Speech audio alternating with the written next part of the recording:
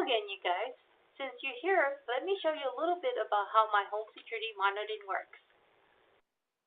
Okay, guys, here it is, my home security, my doorbell. This doorbell is called Ring and it has a 1080p camera and it has two-way audio and night vision.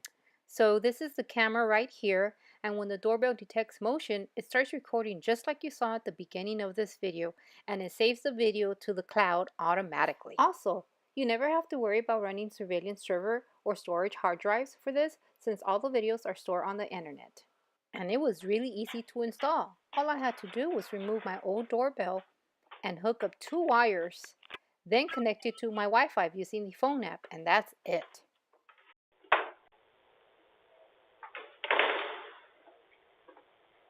Okay, you guys, thank you so much for watching. And if you'd like to know what you can do for your home, please check out the article in the description box below. And if you enjoyed this video, give it a thumbs up, comment, and subscribe for more videos. Thank you so much for watching.